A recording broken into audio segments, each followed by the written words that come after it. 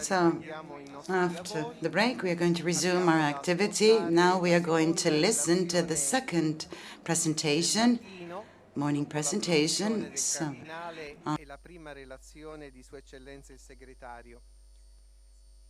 Monsignor Don Pascual Chávez Villanueva. He's from Mexico. He was born in 1947. He was ordained in the Salesians of Don Bosco. He was ordained in 1973. He was ordained priest, and since 2002 to 2014, he was rector major of the order, Salesians of Don successor of Don Bosco. As Supreme Congregation, he has also been Chancellor of the University, Salesian University. Entire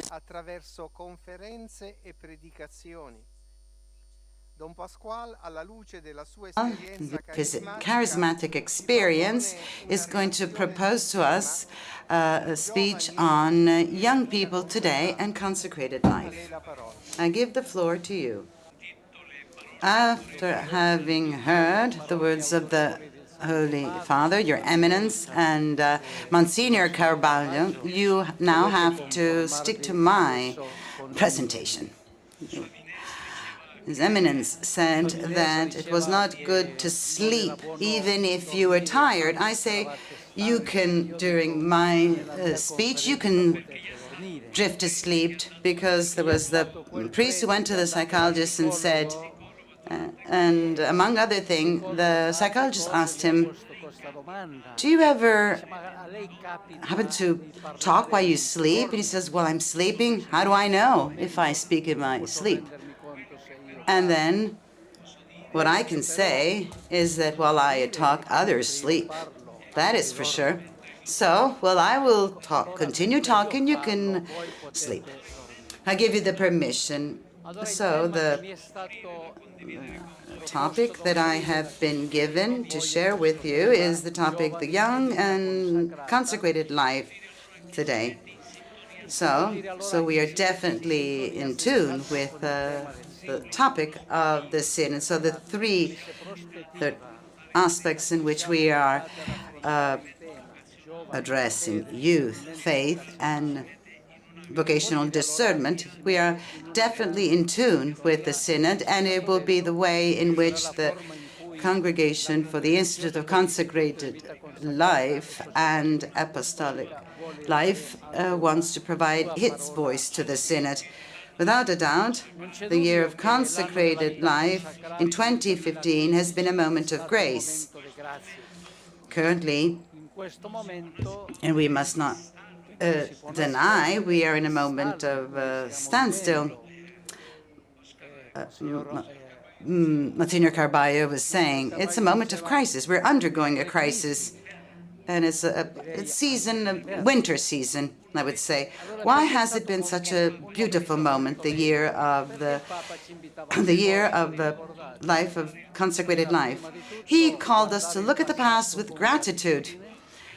We wrote beautiful pages for the life of society and the church, so we can be proud of what we have done. He was also inviting us to live the present with passion and embrace the future with hope.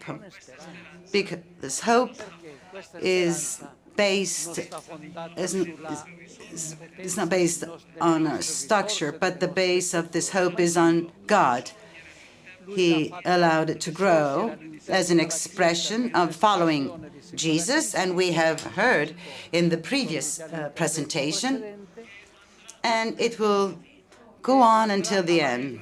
A runner said, religious life was born ever since people who met Jesus stayed so fascinated by him. They have left everything just to follow him. And this is why religious life will never end. perhaps the congregation, the orders, and the institute might close. And I come to my mind what one of the superior generals, one of the religious family groups said to him, considering the difficulty of vocation, he says, "Father, is it true that our congregation will never end?" And he says, "Well, enough to see the cross.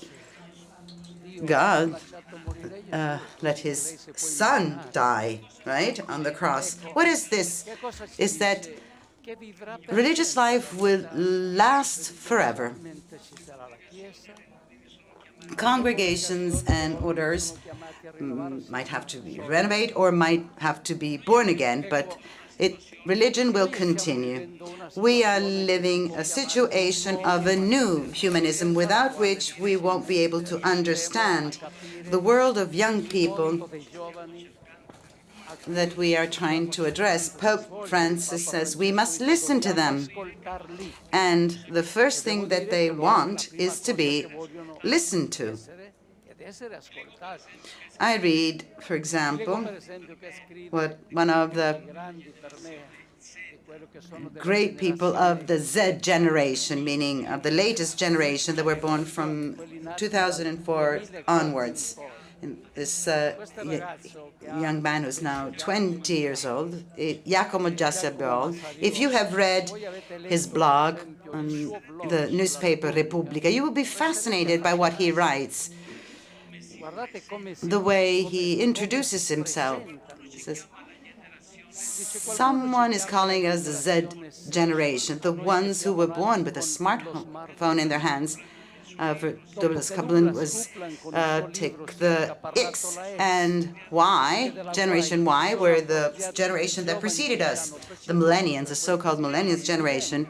So the Z was the only one left of the alphabet, letter of the alphabet. I'm 20 years old. He already wrote a book, which is a best-selling book. It has been translated into many languages, where he tells the story of his brother with Down syndrome. And he talks about the fact that his brother talks with dinosaurs. Many labeling, a lot of labeling that is at the current of those who were young before us. Traveling around schools, I had the idea of interviewing young people, and that's what he started to do. He started to travel around Italy. He's 20 years old. And he has his own blog, and Repubblica, the newspaper, Italian national newspaper. And so a young person who was listening to young people. So the thing is that we do not have to look for heroes and models, but just give the voice to young people. We must give voice to young people, visibility, to listening to the questions that we deserve to listen to. Pope Francis says we shouldn't be giving answers to questions that they're not asking. And we must convert ourselves, because to give answers they are expecting to receive from us. At the beginning, we thought that the project was more for the adults.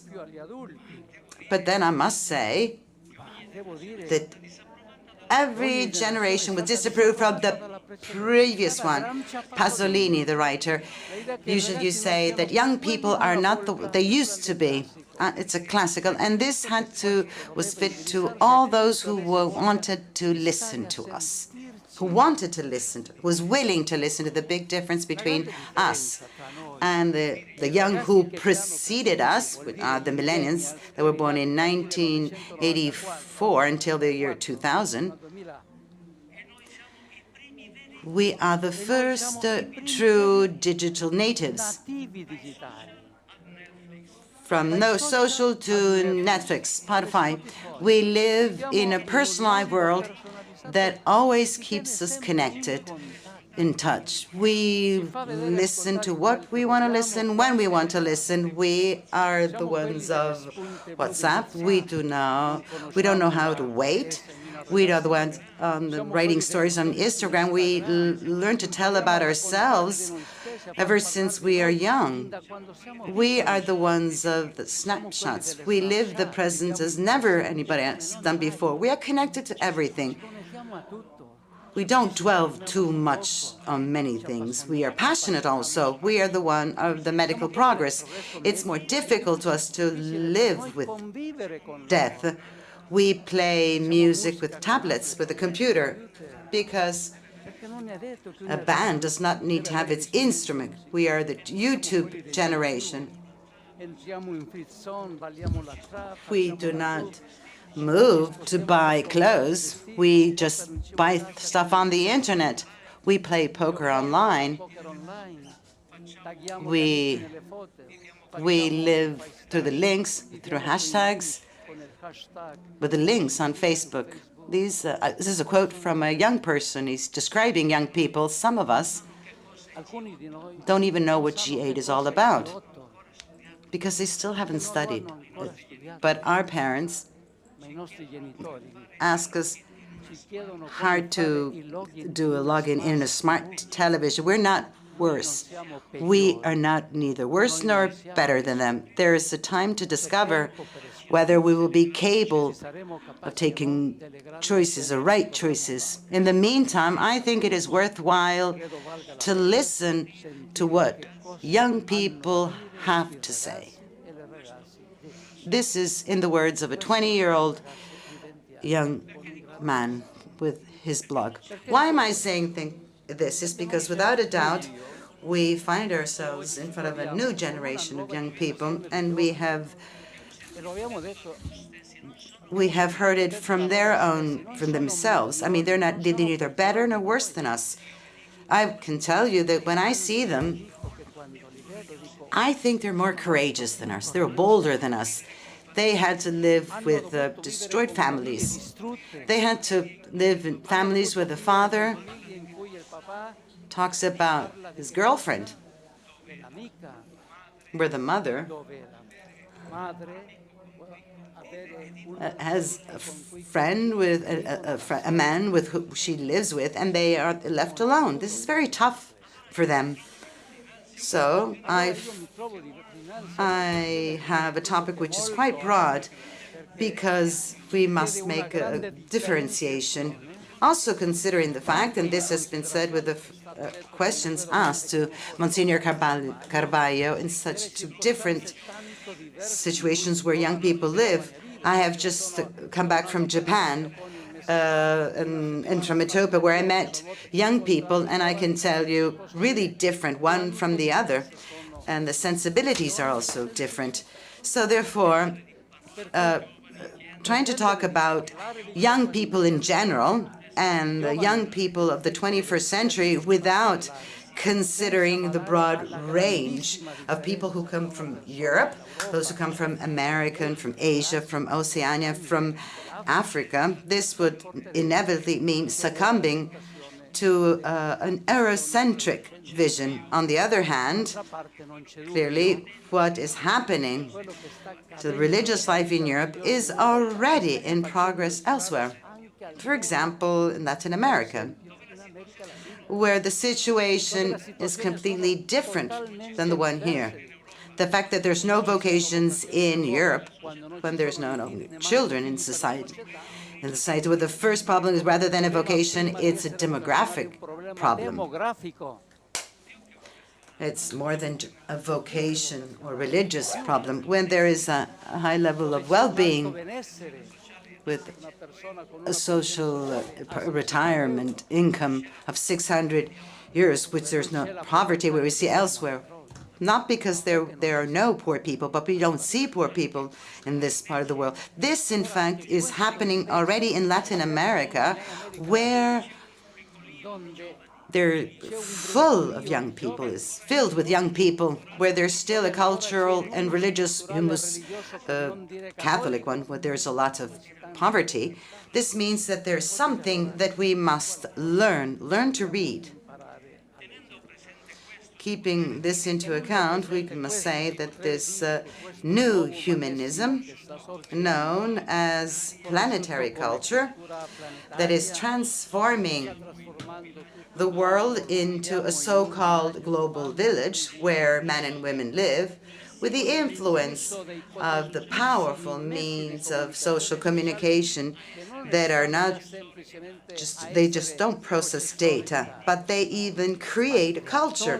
They propose models of culture. It's from there that we find they're influencing the relationship where the continuous flow of migrants, and also with tourism, neoliberalism, with other forms of relationships. This creates common forms of culture, and they break the intergenerational communication. Especially the change of transmission of a system of values, what used to pass from the family, the church, and the society. This change of transmission is broken, this change of transmissions of values, ideals, feelings. The positive characteristics of this new humanisms that I'm so sensitive to are, first of all, this effort of achieving a constant integral process that will allow to live in a more human environment at the service of all. The radical rejection of every form of totalitarianism, dogmatism, and fanaticism that obstruct people's access to democracy.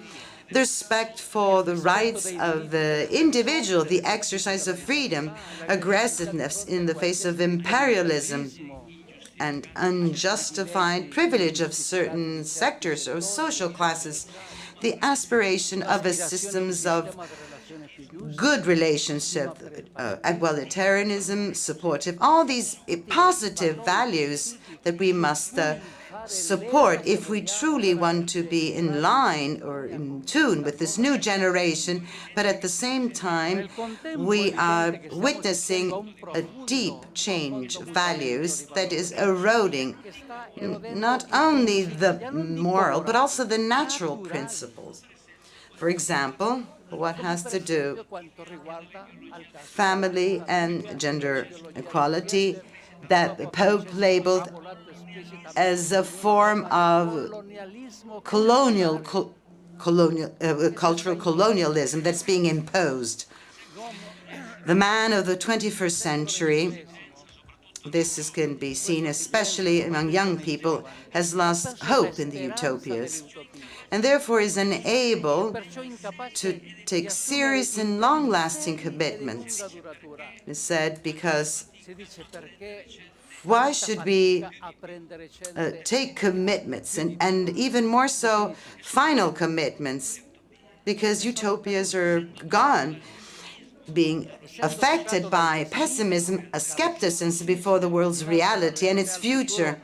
One feels weariness, and so you're submerged into the culture of the great void with a lack of values, ideals, ideologies that cause this weak thought. In turn, this creates ethics of pure coexistence, a keen moral relativism. The collapse of stable values is an invitation to live life au menu. Each one can pick what you want. To live a dominant culture into a fleeting, fashionable bondage after the erosion of the foundations of faith by reason, people are living with a great deal of confusion. Like in the word of Beaumont, we live through the fragmented culture, the culture of art, of sports. In the words of Pope Francis, it is closing into the immanent that does not favor going out of ourselves toward others to live in solidarity and commit ourselves to building a better world. In this cultural context, we might lead us to conclude that young people have lost not only the meaning of life, but they don't even look for it. And that for them, it's enough to live in the present and the fleeting moment without roots in which to found a faith and without a future that can anchor hope. And in this way, they fall prey to the temptation of false heavens, to the culture of fun and entertainment, filled with passion and without the strength to love. This last article of Repubblica of 1 week ago, the situation of young people, no to politics and religion. For young people, it's the time of tepid passions. And this is the survey, the sociological survey. These are data collected for this survey. In this similar context, it is easy to imagine that consecrated life as a project of life is not welcomed by them, even in the ones that are closest to us, the ones that are more involved as collaborators. So even if many analysts describe the planet of young people as a Salesian, I must say that young people and young consecrated people, I have a different idea, convinced, like in the words of Don Bosco, that young people are capable of great dreams, of demanding enterprises, of radical choices, because even in the most wrecked young person, there are points consistent with the good. Pope says, I do not an open door to walk in, enough, and I just a small little place where to begin the dialogue, because from there you can start building.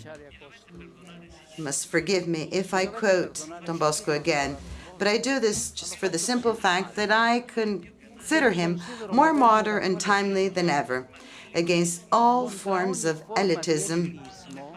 For him, the goal, much more important than the starting point, is the entire passage. What do I want to do with the young people that I have in a school, in a formation center, and even in a formation house? What type of consecrated person am I forming? For what society? For what challenges? For Don Bosco, this is the greatness. To Domenico Savio, who was a small element of the Spirit, he could speak openly of holiness. And he says, you help me to be holy, to Michele Magone, who was a street boy. He says, why don't you come to the oratory? You will find a nice environment and you will happy. The starting point is it's where you are heading to, where you are going to go. That's what is important. Perhaps young people will not talk about meaning, but what do they mean when they look for happiness, obsessively for happiness? It's this: when they look for love, success, personal fulfillment. This and others are their concerns, that they need to be described as such in order to sort them out and help them to make them become choices and projects of life. But where are the problems? Where today can we find the opportunities of young people towards consecrated life? Let us see their relationship with religion. There is a study on the difficult relationship between young people and faith, signed by Father Armando Matteo, who knows the world of young people because he has been National Ecclesial Assistant of FUCI, F-U-C-I-E, the Confederation with Young People. In his book titled La prima generazione incredula, the first unbelieving generation, he analyzes and makes a diagnosis of this new generation, which has not experienced the religious socialization process that only took place in the family. There are various reasons for this, in particular the loss of this cultural horizon. We have described this a little bit. Faith gave meaning, a horizon for understanding the world. At this event, 1968 marked the beginning of an example of this change. The irony is that the church presents itself as the place to live and celebrate the faith to people who do not believe yet and do not know who God is. And this because that requires a reference to transcendence. We invite young people to say prayers, and they do not know how. And they do not feel the need. Therefore, the church, they should find a place where they can learn to meet Christ. Rodriguez Carballo was saying, without a personal encounter, it will be difficult, right? Pope Benedict said, at the beginning of faith, there is the encounter with a person that loves you, not with rites to celebrate or things to follow. This contributing case of this break in the transmission of faith is found in a society in general that on the one hand celebrates youth and on the other looks with envy at the adults who steal their space and their resources. And here, for example, this survey says how there's a difficulty also among adults in acknowledging that they're no longer young, and they could not find their own specific responsibility as adults, in line with the Pope Francis Consistory historical project for the Church, focusing on the new face of evangelism, on the kerygma. Angelica is not on the evangelization of the contemporary world, it's on the kerygma, meaning that on the beginning point of faith. Pope Francis wanted to reconnect to the basic experience of this Easter. There is a church that must make places and time for, that is willing to listen to young people without prefabricated answers, committed to accompany them as companions in this way. Pope Francis in his speech spoke about the disciples of Emmaus. The first thing that Jesus does as a good catechist is to become journey companions of the disciples. He will heat their heart and shed light in their mind, but specifically it's that personal encounter. And what does this mean? It's a deep conversion. We must revisit the structures, the timetables. There is a new geography of salvation that is taking place. And I said before, a primary importance thing is of a survival, not of just congregation, but we're talking about Christianity in Europe. We must essentialize faith, the structures devoting time to the first announcements, especially what young were talking about in the Episcopal Bishops' Conference in Europe. Well, they had been invited, of all the youth of Europe. When they took the floor, what did they say? Don't talk to us about Christ. Take us to an encounter with him. I like to say, completing the two aspects to young people, we must not say God, we must say and give and bring. You must be taken to encounter with him, by and with a new humanism, like the one that we are experiencing, needs a new Christianity. A new Christianity that discovers with and for the young people the human and humanizing element of Christianity.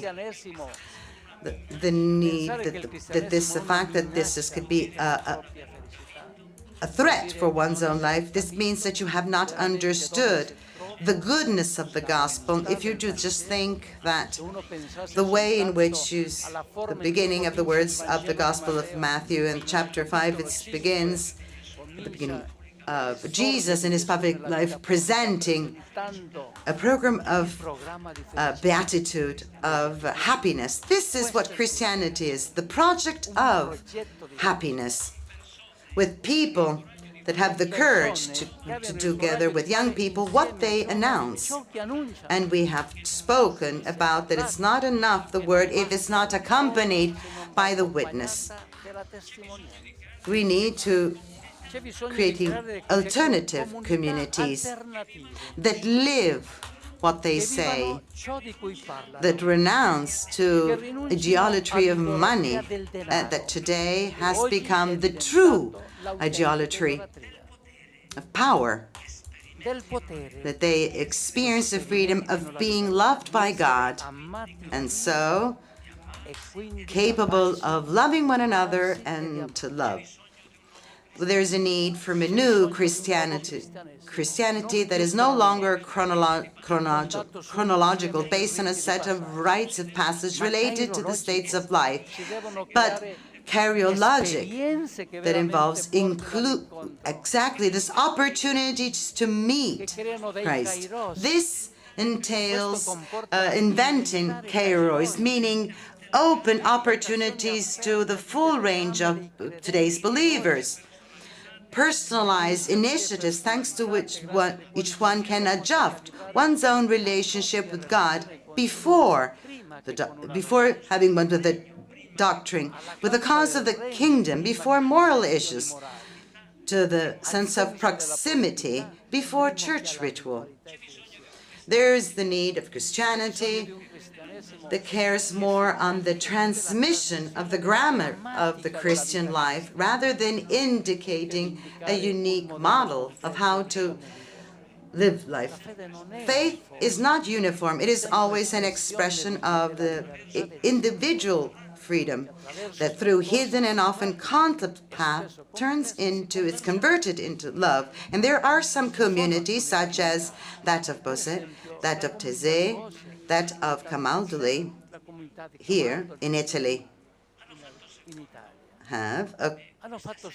they have this essentialization of faith and a happy synthesis with this postmodern context where we live in.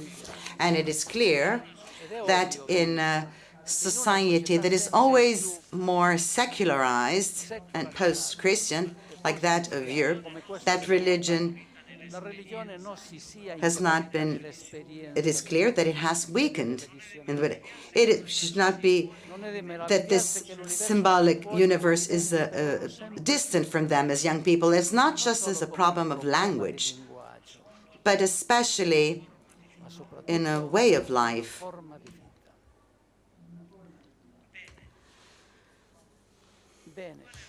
So what is what is happening now? If there's no change, people abandon the church.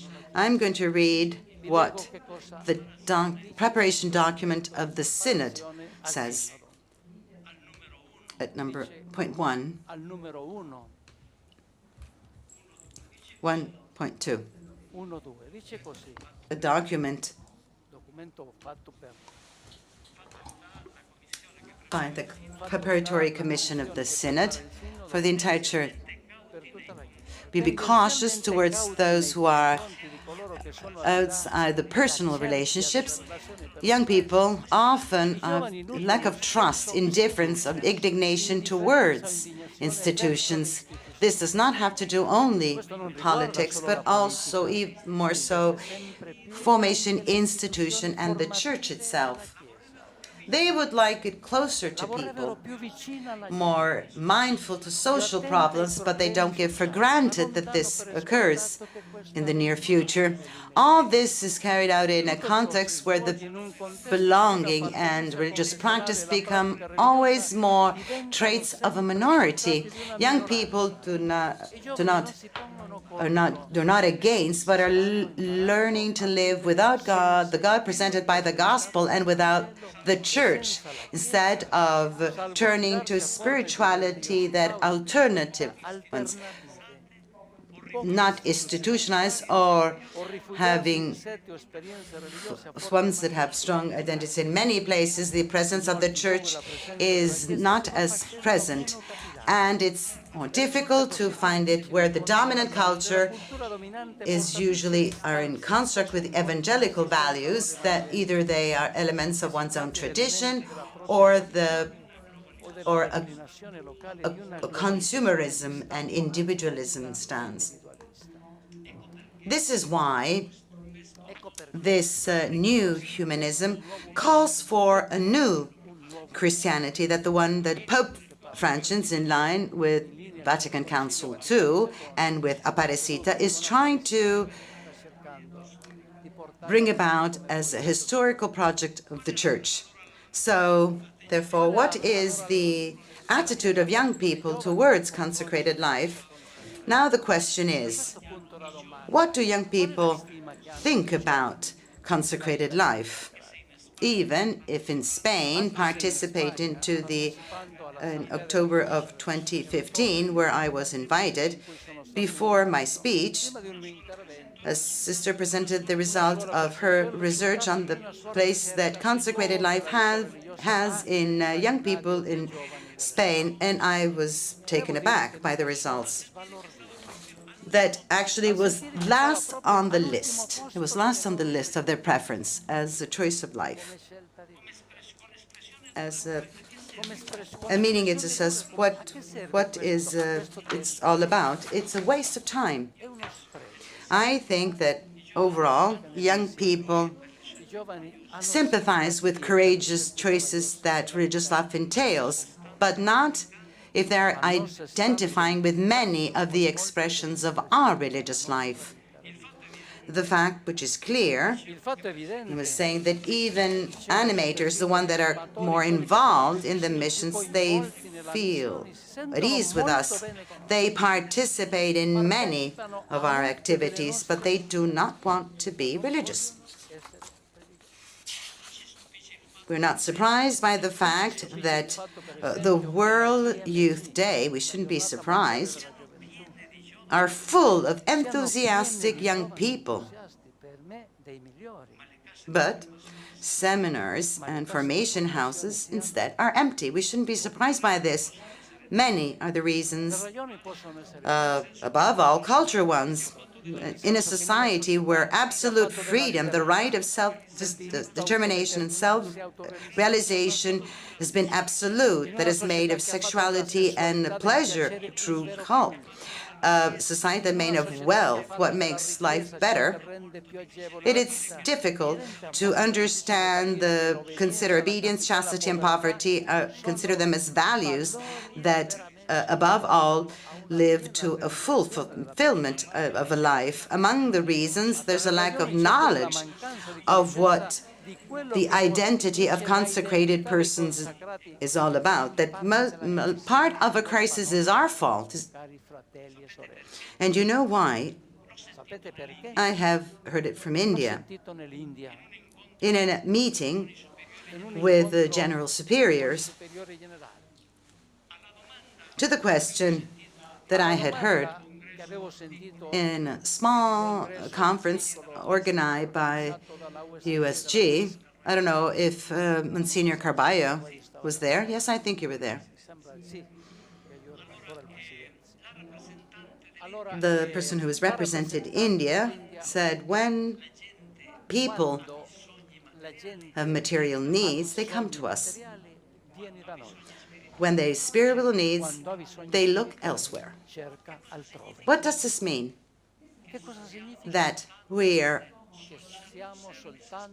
only social service providers.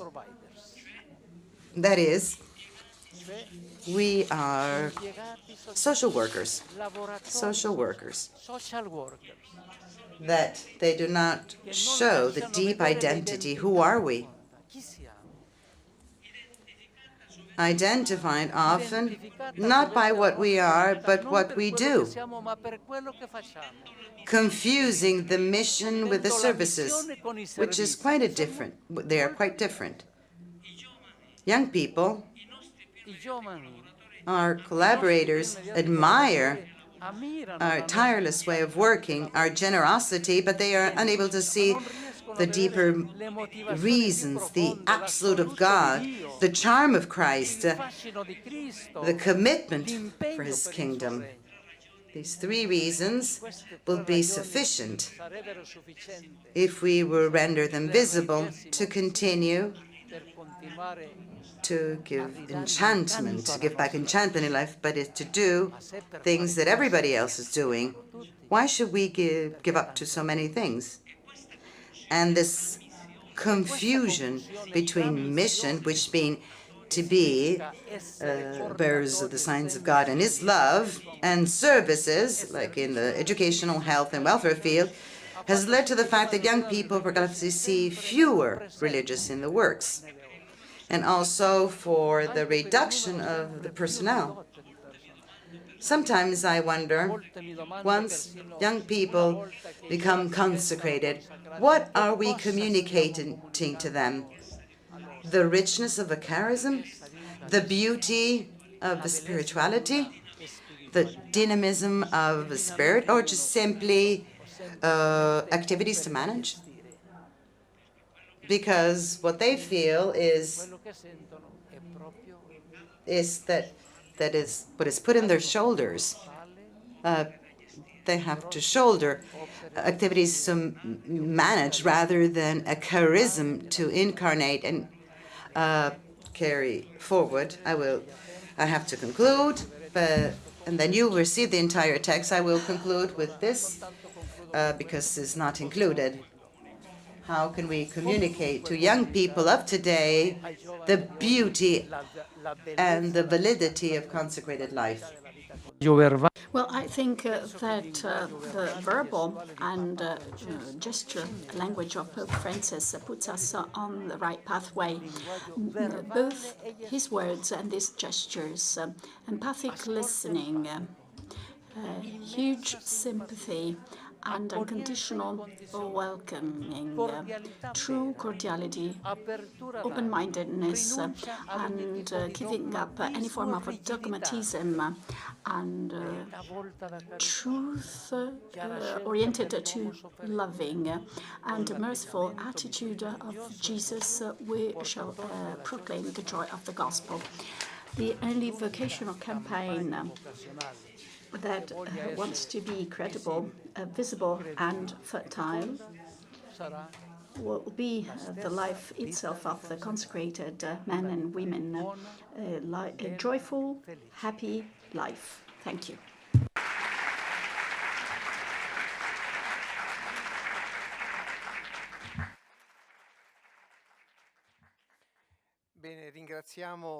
So we should like to thank Don Chávez for this speech, where we see the experiential approach and existential approach to the issue, starting off from the theme of the next Synod of Bishops, youth, faith, and vocational discernment.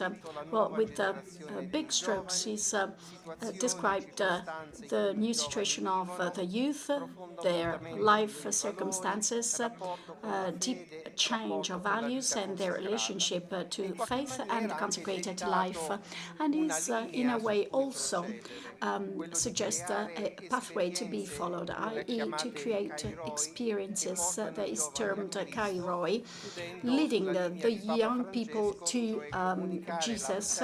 And in conclusion, he said what the Pope says, to communicate the beauty of our life through language and through our example of lives.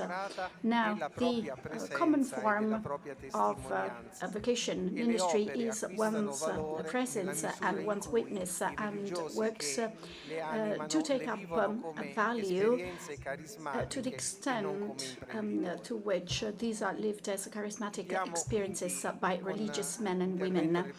And so this was the last speech of this morning, and now over to you, to the Assembly. So should you have any questions or remarks, feel free to put them now. Thank you.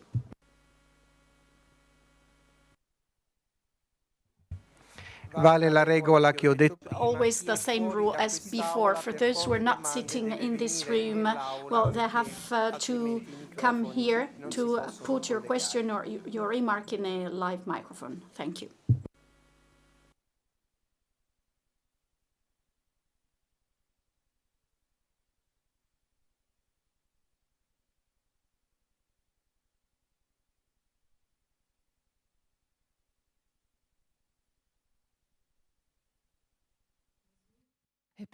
Sou das Irmãs Apostolinas e venho representando a Conferência dos Religiosos do Brasil. My name is, I represent the Bishops' Conference of Brazil.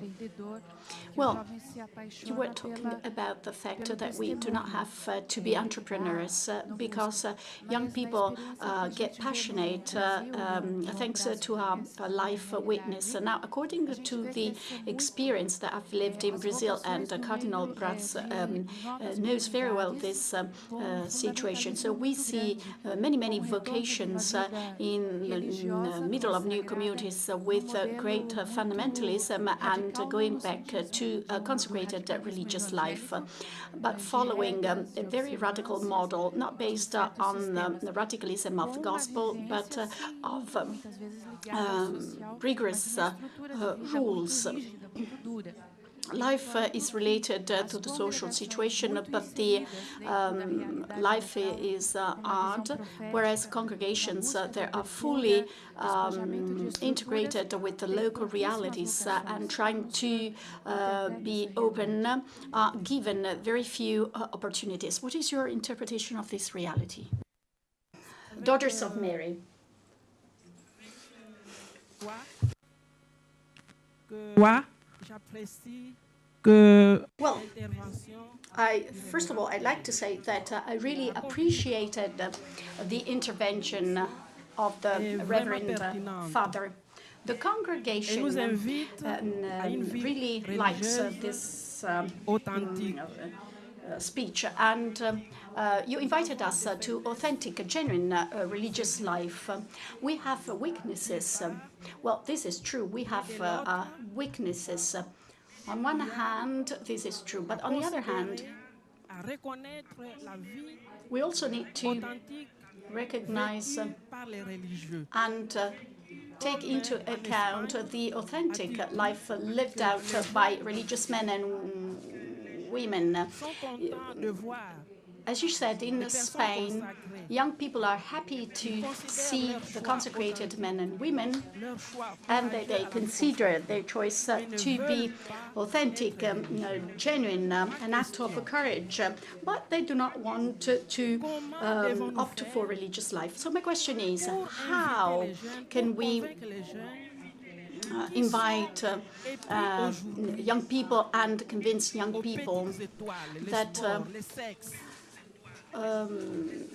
that are allured by small stars like sports, like sex, instead of being attracted by consecrated life, because they do not want to leave out the evangelical poverty.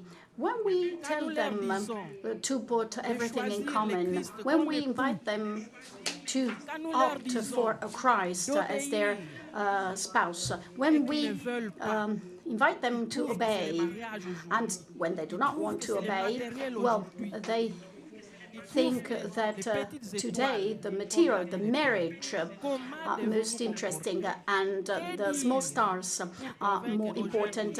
What should we do? What could we say in order to convince and persuade the young people of our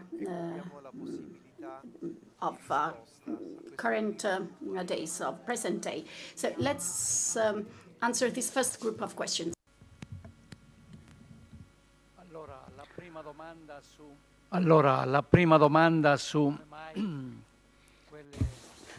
So the first question on the new movements that tend to be more radical, seem to attract more vocations. Well, I think that first of all, if there's already a group within which there is a development of a faith, so the radical aspect in itself of the gospel, it's easier that this can be understood. To make a proposal to a young person of today, to a radical life, without taking him to this encounter with Jesus, through the experience of love, he will not be able to see the same answer. By this, I mean to say that there are micro-environments where actually this type of response can be given. And this means this is a challenge. It's a challenge to our youth ministry. Monsignor Carballo is saying sometimes ours is an entertaining one, to turn it from an area of entertainment into a true maturity pastoral activity, so that you are allowing to grow and therefore allowing to be important people, both spiritually and then also capable of taking choices and commits. This is the fruit of an environment where this type of vocations can flourish. For the second question, as a bit more articulated one, first of all, on vocation ministry, meaning that it cannot be something exclusively carried out by those who are in task with the formation, but to everybody. This is what we mean when we talk about vocational culture. Vocational culture means, first of all, to have Monsignor Carballo talked about this. Its life in itself is a vocation, meaning that we are in some way involved by everything and everybody. This means we are called to respond continuously. Clearly, within this, we have the Christian vocation as that of following Jesus, and the vocation to religious life as an invitation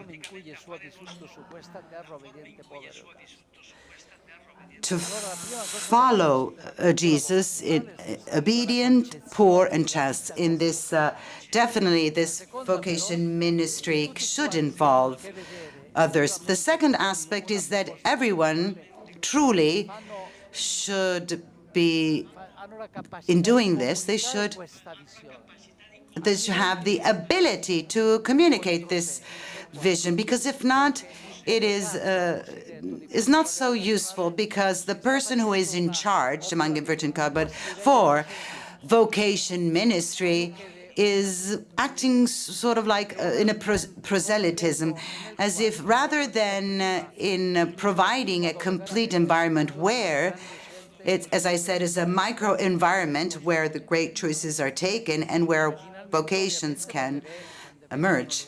And lastly, when the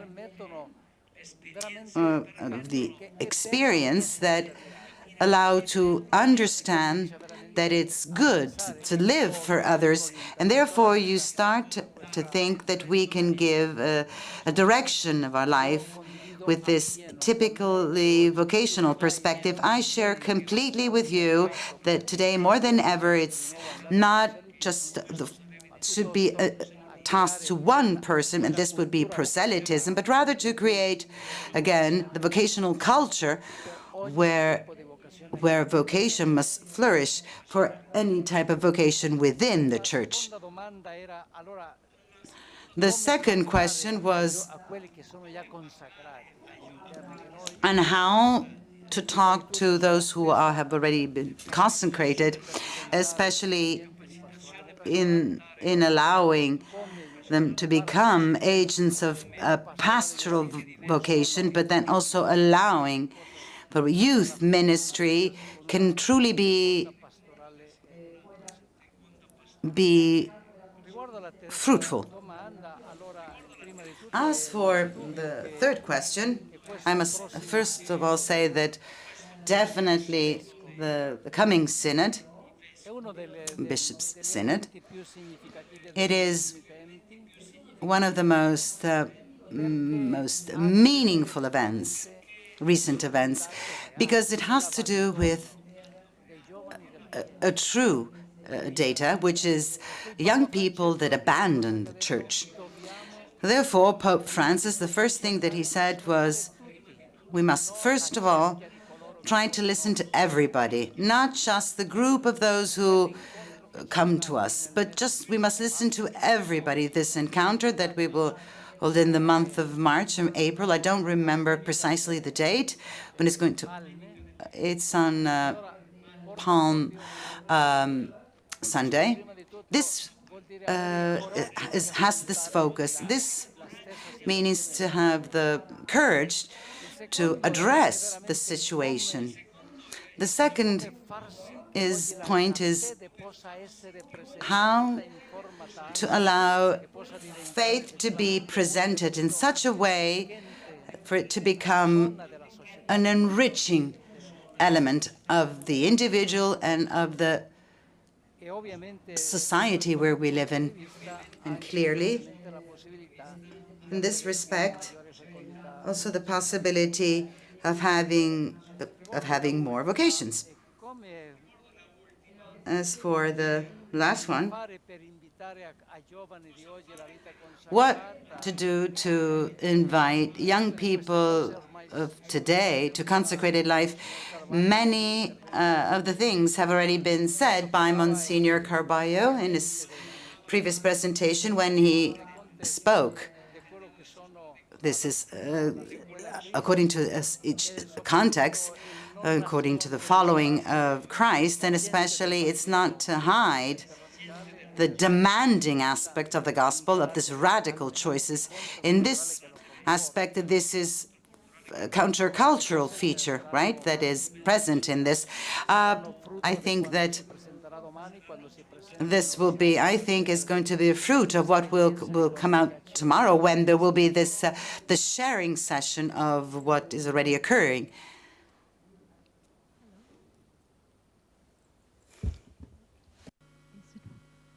Working? Hello, I am Adelaide from India. I'm the president of the Asian Federation of Secular Institutes. I very much endorse, in a way, what the speaker just said about India, that many people look at the services which and not at the beauty of the charism. I think we need to stress that. Now, in Asia, on the other hand, when we were in Vietnam, there you find that the congregations are not permitted to run schools and those services. And we have found that we have 3,000 members of secular institutes there as witnesses of the charism and more wanting to join. There's a waiting list for the seminary. I was told recently when I went a month back. I think it is very important that the ministry of the family and of the youth we work together with them in order to help them to understand our charism, what each of us religious has to offer, because often the family discourages the youth from joining because they don't know what they're going to be going in for and what happens if they come back. So these three, I think the three have to work together, and that will be able to really fulfill the calling of God. Thank you.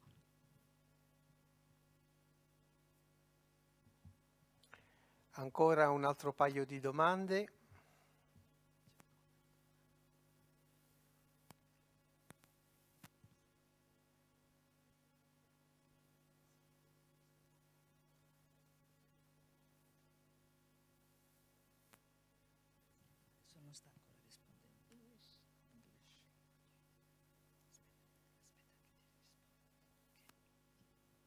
Alzate la mano bene in modo che vi possano vedere i microfonisti.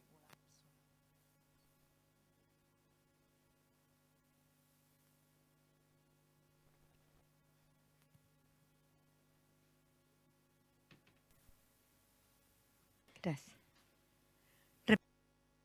Conferencia de religiosos y religiosas del Salvador. Muy interesante lo que estaban exponiendo. Thank you very much. I come from Salvador. So what you said was very interesting, and I think that is equally important. The way to develop vocational culture, because what happens in our country is that we lack in a vocational culture, and it is very difficult for us to integrate a culture of vocation. So we do not see this in education, we do not see this in families. Of course, there are communities that work to try and develop a culture of vocations, but that they do so at individual levels. How can we do for priests themselves to understand what culture of vocations really means? And I think that the witness is of paramount importance. We have to give a testimony to the young people. They do not expect of us just that we are good religious men and women, but they want to see sense. They want to receive a testimony of holiness. They find something more. It is true that the world offers them many alternatives and opportunities, but they are sometimes tired by this world, so they are waiting for something more, something else. And it is equally important, in my opinion, was as already been said, we do not have to be social workers. They do not have to see just the works and the facilities, because sometimes they see more what we do than what we are. How can we develop this culture of vocations? Thank you.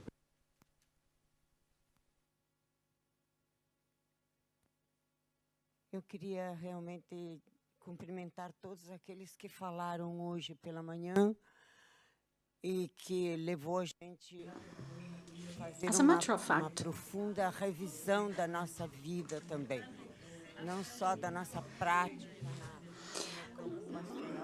We have to ask this question. What has led us to review our lives, not only Vocation Ministry, but also our life.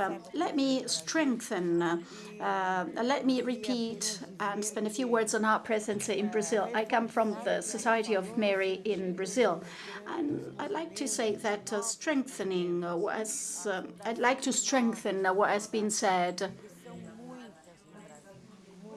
Now, the foundation of new communities, and there are many that have been founded in Brazil. So our proposal is the following. Sometimes our proposal is downgraded because our proposal is put in the middle of many other alternatives, and the young person is not allowed to meet with other realities. So they live their vows, their promise, and their consecration, the place where they are, i.e. within their families. These can be young mothers or lonely mothers or a professional,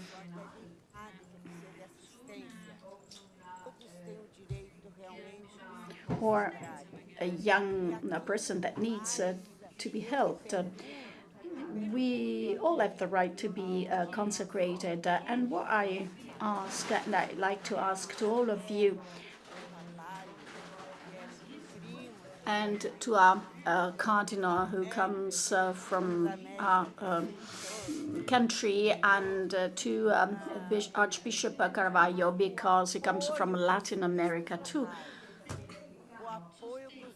So I'd like to ask you to support the bishops. What is the support that bishops and archbishops provide to these local movements? Because we follow Vatican II, but we came far before Vatican II in terms of spirituality and in terms of pathway that we have been following since. So my request is the following. Sometimes we are forgotten. So we would like these people who have this charism to be supported by the church, because the local church plays a very important role. This does not mean that new movements are not entitled to exist, but we need to look with affection, and with the affection coming from faith, at these local churches. So I'd like to ask the bishops to take into account what the Salesian Father said. He struck us. Could you please give us a few guidelines to get out of here with encouragement? Allora, l'ultima era indirizzata a Sua Eminenza. It started off with being addressed with His Eminence, and partly also to Monsignor Carvalho, because he's close with Portuguese. As he said, he was mentioning him as a cousin. Clearly, as for the first question, the fact that we carry out important social activity or works, this is it is important also, but we must remember and keep in mind that we are not managing a philanthropic activity. We are apostles, and in all that we do, we must reveal that Deus Caritas est, meaning that what we must show is the closeness, the caress of God that is manifested through our works. The problem is that when it does not, this is not so, and it's the only thing that is left are the social services that we provide. What do we do to try to change this? It's changing this works into presences. A work, an activity is a service center. People go there because they need this, but a presence being there, meaning that the presence of a charism, meaning that, first of all, raises questions. Who are they? Why do they live together? What are their values they believe in? What are their ideals, the ideals that push them? So how do we truly know that there is a charism there? Because it has the ability of involving others, not just the ones who comes to take advantage of a service that is being provided. And third, I said, when it truly produces on the floor a true relevance, it becomes sort of like a social, religious presence, a strong presence. So we must see how, apart from the service we provide, we must also show our identity, and through us, they should see what is the true beauty of consecrated life. So, as to the second question, I also mentioned it before, vocational culture, which is coined by John Paul II. I say that it's basically in the concept of life as a vocation. That is the first point that must be present in all those who have to do, in our case, in youth ministry. And the second point is that it is a situation that is shared. Therefore, if I am a professor or I'm an educator, inside that, instead of promoting this type of anthropology, which is open, just, I just propose the personal success, the here and now aspect. It's difficult that within that activity, that work, something good will come out, because there is not a shared culture as far as vocations are concerned, and that should be put into practice into an educational project. This is why I say, what is the profile of the young people that we have in our presences, that come out of our presences? The third one, I give the floor to His Eminence. I don't know whether I have understood properly. I will try to actually the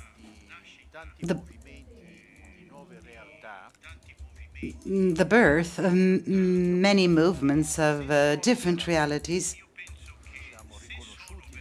I think that if they are recognized by the Church, they must be considered as something extremely good, positive, and not in contrast with historical charism. I would not see it this way, because if not, we would have to say that the Holy Spirit is against the Holy Spirit itself, and this is wrong, because a divided house collapses. But this is true. This is for the devil and not for the Holy Spirit. You understand what I mean to say? The other thing is the false founders, and there's many of them. We have to do with more or less 15. Some are crazy, really crazy, nuts, absolutely nuts, really nuts. They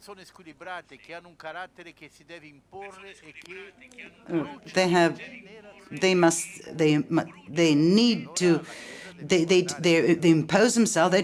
They burn entire generations. So the Church must be very monitor the situation. But this integrating new and old values under the same spirit, I think this is necessary.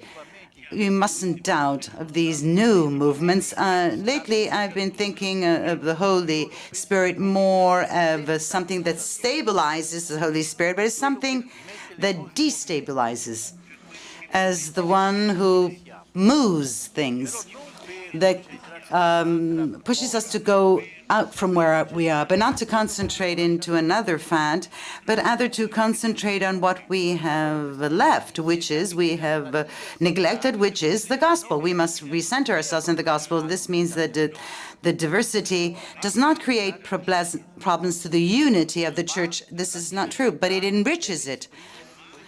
But the diversity has to express this ability of communion, and I think this is important. And we are journeying, as I said, it's something already done. We are, for example, also in the juridical point of view, we're looking for the name, and we are of these new realities that put together all consecrations, also matrimonial life. How to do with this? How should we call this reality? How should ecclesial family? What is this type of consecration? We are studying this. We're looking into this. I don't know whether I've understood your question, but this is more or less the line that I think. Oh, yes, and I think that there's Monsignor Carballo that wants to say as the first in Brazil. So let's speak in Spanish now. So clearly I'm going to answer in Spanish. You added something more, and it's that the bishops, yes, you were blaming bishops, right? That was that often talk about the movements when there's a movement, but they are not present. They're present where there's a movement, but they're not present where there should be. So in consecrated life, Well, you must ask this specifically to the bishops, because as far as we are concerned, when we talk generally.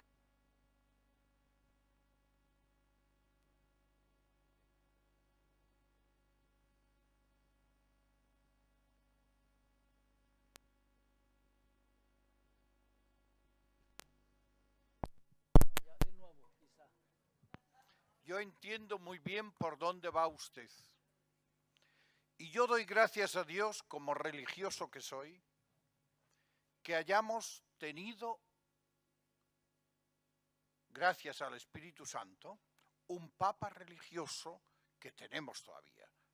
Porque es verdad que en el pasado parece, esta es mi impresión, que solo existían los movimientos.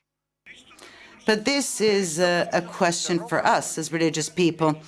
During the Synod, evangelization, a well-known bishop, religious bishops in Rome, in the Vatican, wrote an article in Osservatore Romano where he stated that consecrated life, especially religious women, had come to an end.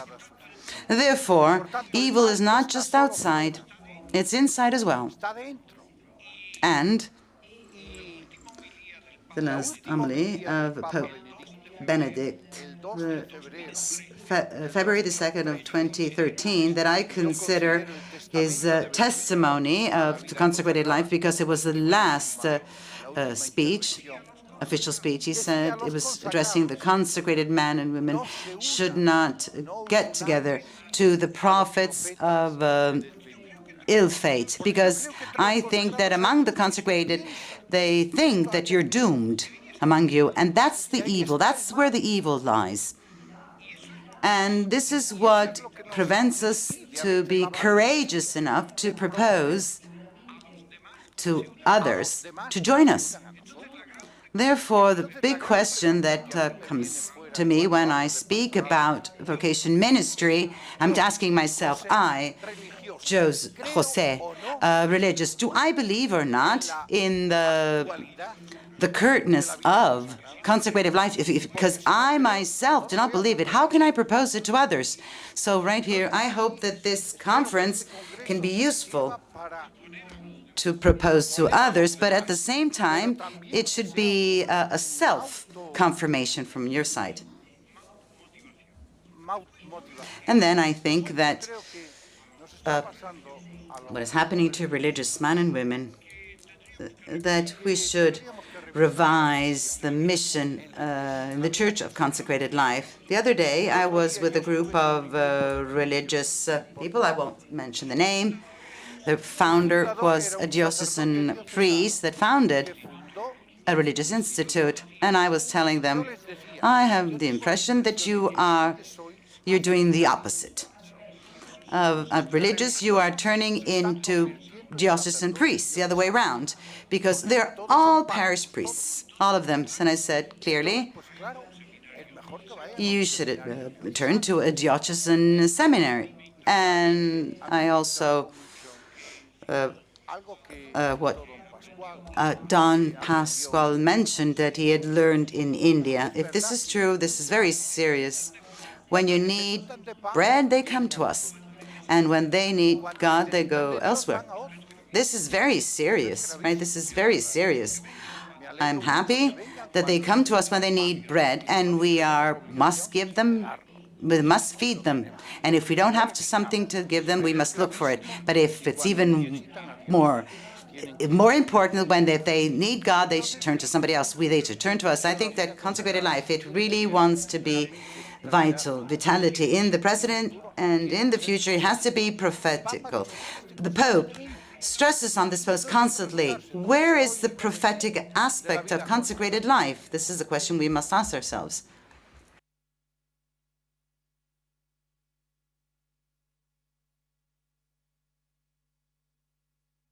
Just to back this of the mentality in the church, which is the wrong one, on the beauty and to the continuity of the charism in the story of the church. In 2011, when I arrived to Rome to work with this congregation, the Latin word was often mentioned, ars moriendi, you had to learn, which it sounded better in Latin when you pronounce it. What was this art of dying? Congregations needed to convince themselves that they had to die. And this was claimed also in some universities in Rome. And I was wondering, do they mean about the elderly person, right? An elderly person, right? An elderly person. But if we're talking about charism, and some are defining the end of a charism, there are congregations here where part of the has declared this, we will die. There's a congregation that no longer wants young people because they are disturbing. There are many others. If this does occur, this is very, very negative. We must remember that charism did not come from man or woman, and not even by the bishop. It was not given. Charism is given by God through a person. Therefore, if God wants it to die, but that we ourselves kill it, that is absolutely impossible to consider.